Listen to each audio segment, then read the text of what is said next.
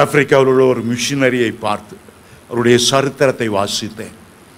அவர் குதிரையில் ஏறி ஆப்பிரிக்காவில் உள்ள ஒவ்வொரு சிறு சிறு கிராமமாக சுவிசேஷத்தை சொல்ல வேண்டும் என்று புறப்பட்டார். காட்டு பாதைகளை போய்கொண்டிருந்த போது திடீரென்று அவருடைய குதிரை முன்னால் போக மறுத்தது, பின்தங்கினது. அது ஏதோ ஒரு சத்தமிட ஆரம்பித்தது. குதிரையை அடித்து முன்னால் போகும்படி முயற்சி செய்தார், ஆனால் குதிரை போகவில்லை. குதிரையை விட்டு இறங்கி என்ன நடக்கிறது என்ற பாதையை பார்த்தால் அந்த பாதையினுடைய வளைவில் ஒரு பயங்கரமான பெரிய பாம்பு தன்னை சுற்றி அப்படியே படுத்திருந்தது. பயங்கரமான விஷம் நிறைந்த பாம்பு, கொத்தினால் அகால மரணம் அடையக்கூடிய பாம்பு மகாபர்மனாய் அங்கே படுத்திருந்தது. குதிரையால் முன்னேற முடியாது, அதை கடந்து ஓட முடியாது. என்ன செய்வதென்று தெரியவில்லை. அவருடைய கையில் இருந்தெல்லாம் அந்த குதிரையை ஓட்டுவதற்கான ஒரு சின்ன குச்சி தான். அதை வைத்து அவ்வளோ பெரிய பாம்பை அடிக்க முடியாது.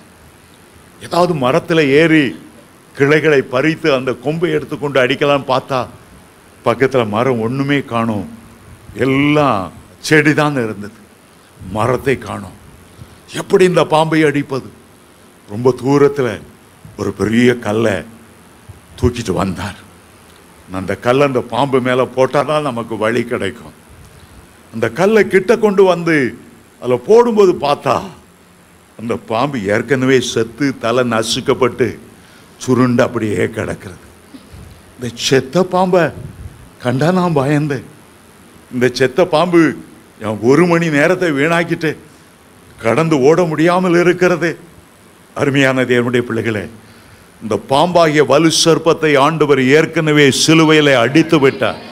அவனுடைய தலையை அதை நசுக்கி விட்டார். பார்வோனுடைய வல்லமை அதமாக்கினார். யாத்திராமம் 7:1 ஆண்டவர் மோசேயை பார்த்து சொன்னார், பார், உன்னை நான் பார்வோனுக்கு தேவன் ஆக்கினேன்.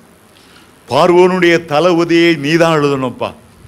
அவனுடைய வல்லமை நான் அர்த்தமாக்கி விட்டு, நீ பயப்படாதே, நீ பயப்படாதே, நீ கடந்து ஓடும்படி அழைக்கப்பட்டவன். சில பயமுறுத்துகிற சர்ப்பங்கள் வரலாம், சில பயமுறுத்துகிற தேள்கள் வரலாம். ஆனால் ஆண்டவர் அவைகளுக்கு மேலாய் உனக்கு அதிகாரம் கொடுத்திருக்கிறார். ஆமென், ஹல்லேலூயா.